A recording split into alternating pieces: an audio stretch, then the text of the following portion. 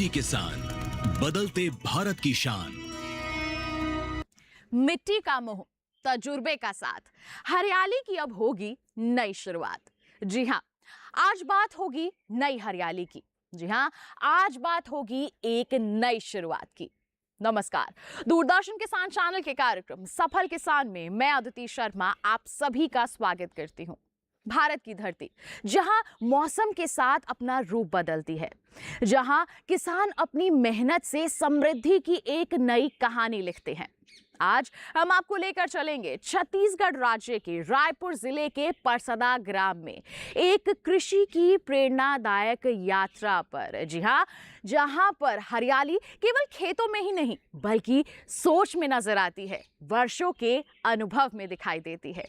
आज हम आपकी मुलाकात करवाएंगे एक सफल किसान चंद्रहास चंद्राकर जी से, जिन्होंने अपनी कड़ी मेहनत और नवाचार से खेती के रूप को ही बदल दिया है और सफलता हासिल की है। तो फिर आइए शुरुआत करते हैं उम्मीद और मेहनत से लिखी इस सफलता की कहानी की।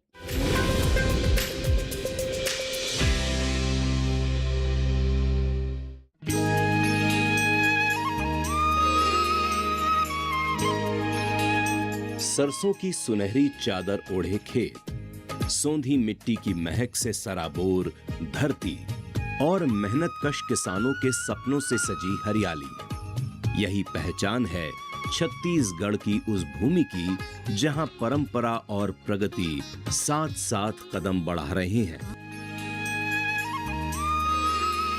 रायपुर जिले के ग्राम परसदा के रहने वाले श्री चंद्रहास चंद्राकर जी इसी बदलाव की कहानी के प्रेरणादायक नायक हैं। वर्ष 1982 से खेती से जुड़े चंद्रहास जी ने अपने अनुभव, मेहनत और दूरदर्शी सोच से खेती को नई दिशा दी है। पारंपरिक धान की खेती के साथ साथ उन्होंने रबी मौसम में सरसों सहित अन्य फसलों को प्राथमिकता देते हुए फसल विविधीकरण को अपनाया।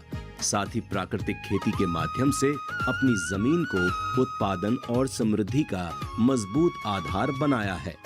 आज उनकी खेती न केवल आत्मनिर्भरता की मिसाल है, बल्कि आसपास के किसानों के लिए प्रेरणा का सशक्त स्रोत भी बन चुकी है। मैं 82 में पढ़ाई छोड़ करके, बीएससी करने के बाद में पढ़ाई छोड़ करके खेती में लगा हुआ हूँ और उस समय से मैं लगातार खेती कर रहा हूँ। और मैं खरीफ फसल में पूरे ज़मीन में धान लगाता हूँ। 3 साल पहले केवीके के माध्यम से मुझे देवभोग और मेरे को भी मिला और गांव वालों को भी मिला। केवीके के माध्यम से मुझे देवभोग का बीज, धान का बीज मिला।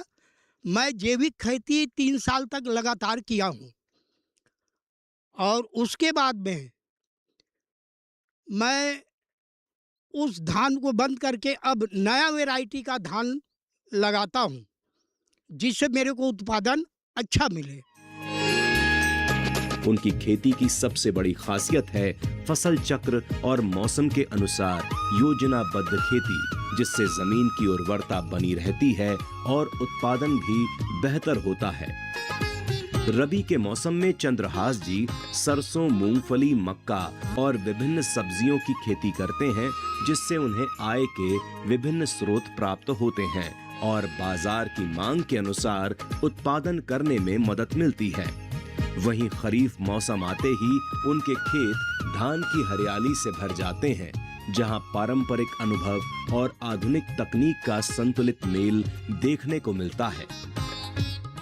मेरे पास यहाँ गांव में 22 एकड़ जमीन है और वर्तमान में मैं 22 एकड़ जमीन में मैं खेती करता हूँ, जिसमें 22 एकड़ में तो मैं खरीफ फसल में पूरे धान लगाता हूँ और ये बरसात में जो है धान के लायक ही है खेती, जो है पानी रुकता है तो अन्य फसल मैं नहीं लगा पाता। और जब रबी फसल होता है तो उसमें मैं सरसों, गेहूँ, मूंगफली, थोड़ा सा धनिया और तिवरा, ऐसा करके मैं थोड़ा बहुत साग भाजी और बाकी ज़मीन में भी मक्का लगता है और मक्का लगा भी हुआ है यहाँ पे। और अभी यहाँ पे मैं खड़ा हूँ, वहाँ पे सरसों का खेती लगा हुआ है।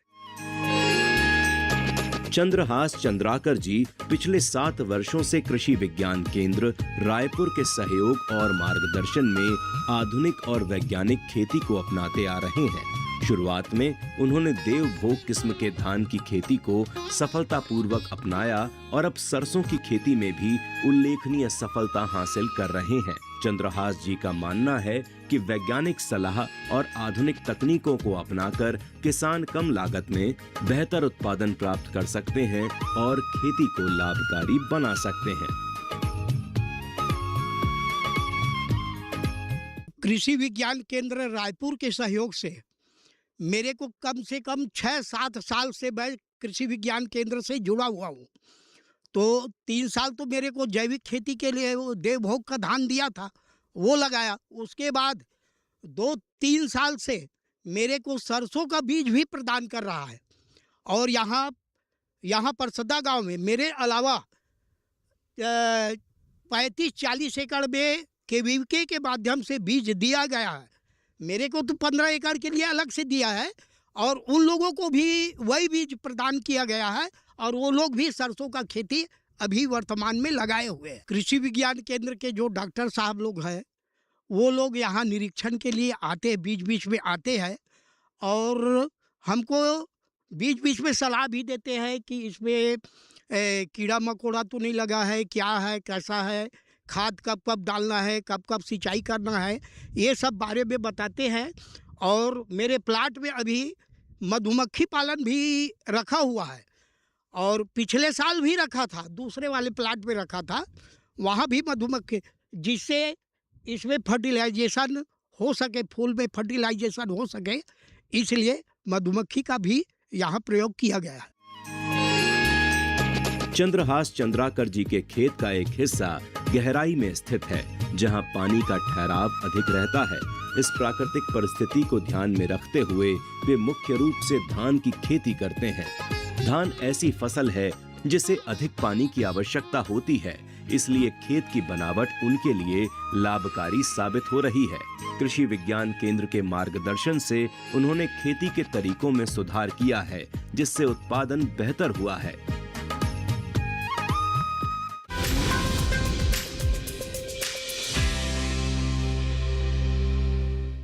कार्यक्रम में फिलहाल वक्त हो चला है एक छोटे से ब्रेक का। आप कहीं मत जाइए। ब्रेक के बाद हमारे सफल किसान से उनकी प्राकृतिक खेती के बारे में जानेंगे। इससे उन्हें किस तरह का लाभ मिल रहा है, इसकी जानकारी हासिल करेंगे। बने रहिए दूरदर्शन किसान पर, देखते रहिए कार्यक्रम सफल किसान।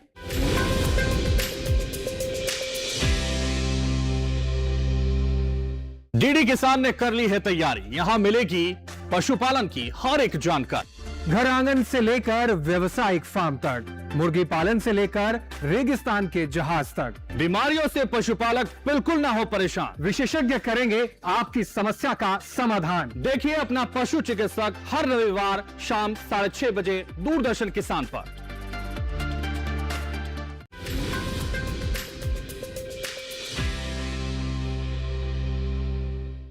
ब्रेक के बाद दूरदर्शन किसान चैनल के कार्यक्रम सफल किसान में आप सभी का फिर से स्वागत है। आइए रुख करते हैं हमारे सफल किसान चंद्रहास चंद्राकर जी का। उनकी प्राकृतिक खेती करने के तरीके को जानते हैं, समझते हैं और कितना उन्हें लाभ मिल रहा है, ये खेती कितनी टिकाऊ है, इसके बारे में जागरूक होते हैं।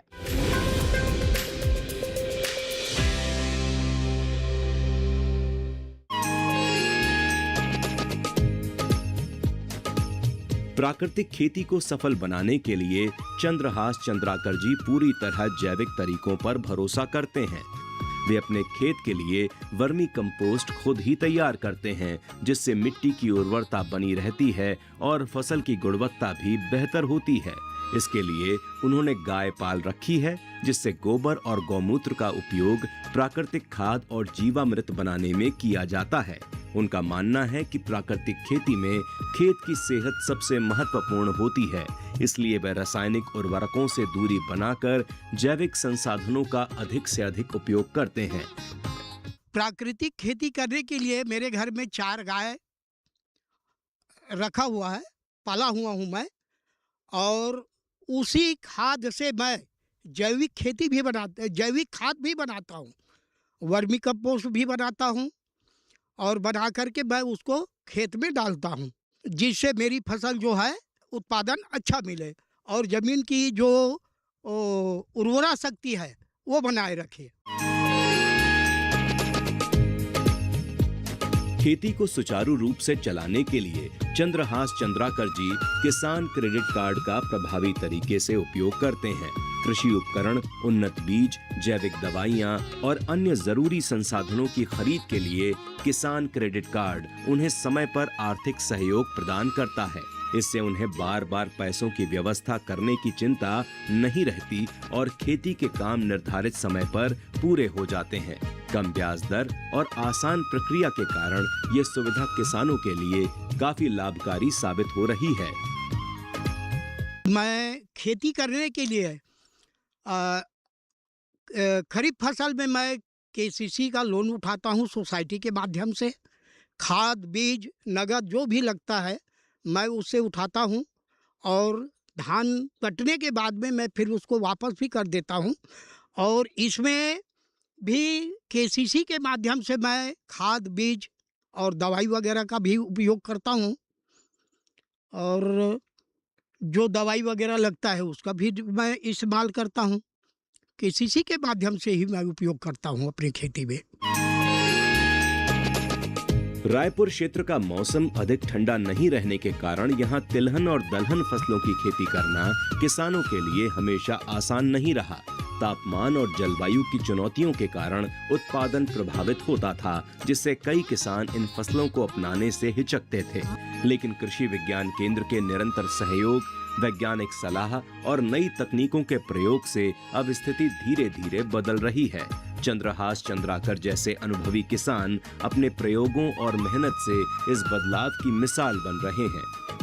यहाँ जो है ठंड का मौसम बहुत कम पड़ता है और धान का फसल जो है कटने में बहुत लेट हो जाता है, तो उत्पादन में जैसा और अन्य प्रांतों की अपेक्षा यहाँ ठंड कम पड़ता है, तो पेड़ में उतना ज़्यादा ग्रोथ नहीं बन पाता। तो कोशिश करते हैं जितना ज़्यादा उत्पादन हो जाए ऐसा करके, तो हम लोग ले लेते हैं। प्राकृतिक खेती को अपनाने के बाद चंद्रहास चंद्राकर जी की खेती की पूरी व्यवस्था में सकारात्मक बदलाव आया है। पहले जहां रासायनिक खाद और कीटनाशकों पर अधिक खर्च करना पड़ता था, वहीं अब वे प्राकृतिक तरीकों और जैविक संसाधनों का उपयोग करके लागत को काफी हद तक कम करने में सफल हुए हैं। खेत में तैयार की गई जैविक खाद, वर्मी कंपोस्ट और देसी तरीकों के प्रयोग से मिट्टी की गुणवत्ता बेहतर हुई है, जिससे फसल की उत्पादकता भी बढ़ी है। चंद्रहास जी बताते हैं कि प्राकृतिक खेती से उन्हें प्रति एकड़ लगभग 25 से 30 हजार रुपए तक का लाभ मिल रहा है। कम निवेश, स्वस्थ फसल और बेहतर बाजार मूल्य ने उनकी आय को मजबूत बनाया है। उनकी इस सफलता को देखकर आसपास के किसान भी प्राकृतिक खेती की ओर आकर्षित हो रहे हैं और इसे अपनाने के लिए प्रेरणा ले रहे हैं। धान की फसल में लागत जो है पर एकड़ 25 से 30 हजार रुपया खर्च हो जाता है। हम लोगों को जब पूरा जमीन में 21 क्विंटल के हिसाब से अगर बेचते हैं, तो हमको धान में करीब करीब वही 15 से 20 हजार रुपया पर एकड़ के हिसाब से फायदा हो जाता है खर्च काटने के बाद में। और रबी फसल में खर्च काटने के बाद में हमको 15 से 20 हजार रुपया मिल जाता है पर एकड़ के हिसाब से।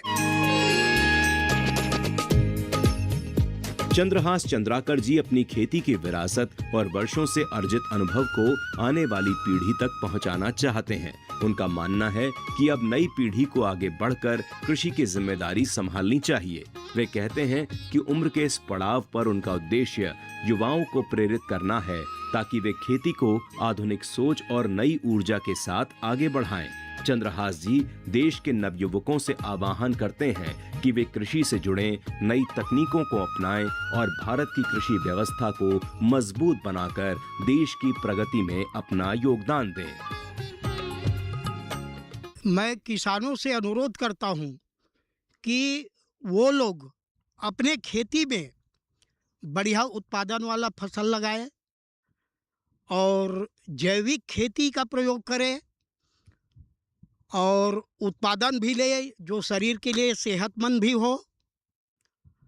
और रासायनिक खादों में आजकल नए तरीके का बीमार हो रहा है, शरीर को नुकसान भी हो रहा है।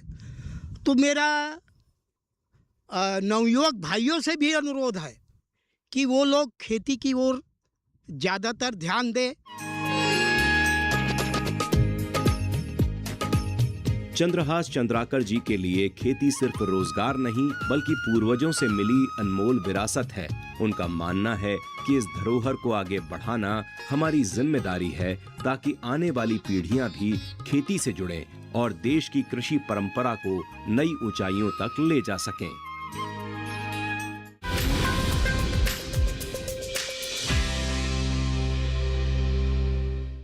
कार्यक्रम में फिलहाल रुक रहे हैं एक और छोटे से ब्रेक के लिए। आप कहीं मत जाइए। ब्रेक के बाद हम क्षेत्र के कृषि विज्ञान केंद्र का रुख करेंगे और वहां पर वैज्ञानिक किस तरह के प्रयास कर रहे हैं इसके बारे में जानकारी हासिल करेंगे। बने रहिए दूरदर्शन किसान पर, देखते रहिए कार्यक्रम सफल किसान।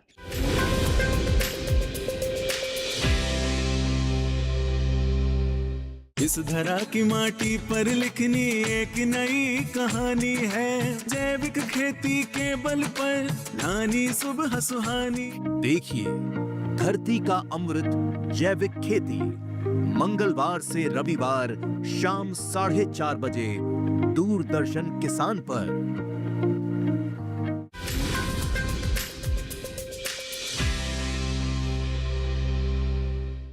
ब्रेक के बाद दूरदर्शन किसान चैनल के कार्यक्रम सफल किसान में आप सभी का फिर से स्वागत है। आइए अब रुख करते हैं रायपुर के इंदिरा गांधी कृषि विश्वविद्यालय के कृषि विज्ञान केंद्र का। वहां के वैज्ञानिकों से रूबरू होते हैं, जानते हैं कि किस तरह के प्रयास वो कर रहे हैं आसपास के किसानों को प्राकृतिक खेती में मदद करने के लिए। आइए कार्यक्रम को आगे बढ़ाएं।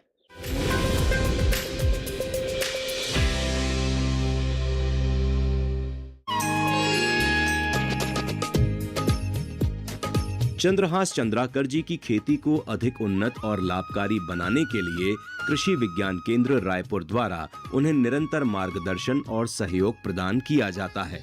धान की खेती में नई तकनीकों का उपयोग सिखाने के साथ साथ उन्हें फसल विविधीकरण के लिए भी प्रेरित किया गया है। गेहूं, सरसों, मूंगफली जैसी अन्य फसलों को अपनाने के लिए वैज्ञानिक सलाह दी जाती है, जिससे खेती में जोखिम कम हो और आय के नए अवसर विकसित हो सकें।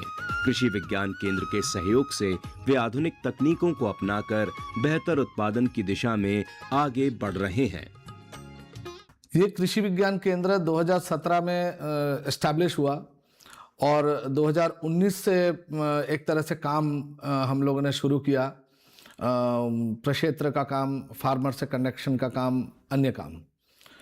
कृषि विज्ञान केंद्र में हम लोग का स्टेट में 27 कृषि विज्ञान केंद्र है और जो कि इंदिरा गांधी कृषि विश्वविद्यालय के अंदर में है। और हम लोग का जो मूल काम है ये रिसर्च, फील्ड रिसर्च, ट्रेनिंग और जितने भी किसान के साथ प्रसार के कार्य होते हैं वो 3 चीज ये शामिल है उसमें। हम लोग बहुत सारे इनिशिएटिव लेते हैं, ट्रेनिंग लेते हैं। इसमें उदाहरण के तौर पे एक योजना है जो ICR गवर्न करता है उसको, और वो है Arya, attracting rural youth in agriculture. इस योजना के तहत हमने बहुत सारे जो यूथ को ट्रेनिंग करके और उनके कुछ इक्विपमेंट का सपोर्ट दे करके उनको उद्यमी की तरफ ले जाते हैं। एक छोटा सा इंक्यूबेशन सेंटर की तरह काम करते हैं। कृषि विज्ञान केंद्र के मार्गदर्शन से व्यक्तिगत पोषण के लिए खेत में विभिन्न प्रकार की सब्जियों की खेती भी कराई जाती है, जिससे परिवार को ताजा और पौष्टिक आहार मिल सके। इसके अलावा दुधारू पशुओं के लिए हरे चारे के रूप में उन्नत किस्म की बरसीम लगाने की सलाह दी जाती है, ताकि पशुओं को संतुलित पोषण मिले, दूध उत्पादन बेहतर हो और पशुपालन अधिक लाभकारी बन सके। हम लोगों ने श्री चंद्राकर जी के खेत में सरसों लगाया है और ये और इनके जो परिवार के सदस्य हैं वो उनके खेत में ये लगा हुआ है। साथ साथ जो अपने पोषण के लिए और जो स्वास्थ्य को बनाए रखने के लिए विभिन्न प्रकार की जैसे सब्जियां हैं वो भी इनके द्वारा लगाया जाता है। जैसे लाल भाजी है, पालक भाजी है, धनिया है और एक कुसुम भाजी होता है जो कुसुम भाजी भी छत्तीसगढ़ में खाया जाता है और वो भी इन्होंने लगाया है। साथ साथ पशुपालन भी चंद्राकर जी कर रहे हैं ताकि जो जैविक है या प्राकृतिक खेती के लिए उनको गोबर और गौमूत्र मिल सके और जो पशुओं के लिए भी बरसीम जो रहता है जो हरे चारे के रूप में उपयोग होता है वो भी लगाया गया है ताकि जो पशु हैं उनको समुचित आहार मिल सके और पौष्टिक आहार मिल सके। चंद्रहास चंद्राकर जी प्राकृतिक खेती को अपनाकर कृषि विज्ञान केंद्र के मार्गदर्शन में गौ पालन से जैविक खाद तैयार करते हैं। इससे मिट्टी का उपजाऊपन बना रहता है और रासायनिक उर्वरकों पर निर्भरता कम होती है। प्राकृतिक तरीकों के उपयोग से उनकी भूमि स्वस्थ रहकर बेहतर उत्पादन देने में सहायक बन रही है। प्राकृतिक खेती के लिए विभिन्न प्रकार के जो अवयव तैयार करते हैं जैसे जीवामृत वगैरह है या जो अपना और भी जैविक खाद वगैरह है वो सब भी के लिए ज़रूरी है कि गोबर और गौमूत्र का उपयोग किया जाए। तो इस तरीके से न सिर्फ उन्नत खेती बल्कि मिश्रित खेती और जो गौ पालन और जो पशुपालन है उसके माध्यम से भी श्री चंद्रहास चंद्राकर जी खेती कर रहे हैं। चंद्रहास चंद्राकर जी की खेती की सफलता ये दर्शाती है कि सही मार्गदर्शन, निरंतर सीखने की इच्छा और प्राकृतिक संसाधनों का संतुलित उपयोग किसानों को नई दिशा दे सकता है। कृषि विज्ञान केंद्र के सहयोग से उन्होंने आधुनिक तकनीकों और प्राकृतिक खेती को अपनाकर बेहतर उत्पादन हासिल किया है। उनका अनुभव बताता है कि यदि किसान नई विधियों को अपनाएं और खेती में नवाचार लाएं, तो कम लागत में भी बेहतर लाभ प्राप्त किया जा सकता है।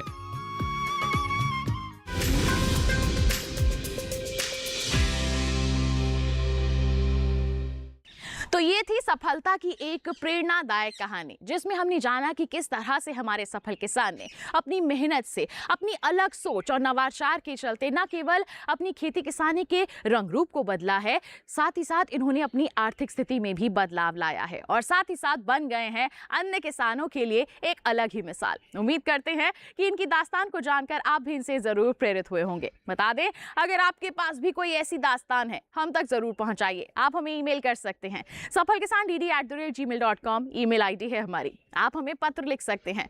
पता है हमारा सफल किसान, कमरा नंबर 77, CPC दूरदर्शन, खेलगांव, नई दिल्ली 110049। तो इसी वादे के साथ कि अगले अंक में हम फिर होंगे हाजिर एक ऐसी ही अनोखी दास्तान लेकर। तब तक के लिए दीजिए इजाजत, लेकिन आप बने रहिए दूरदर्शन के साथ पर। नमस्कार।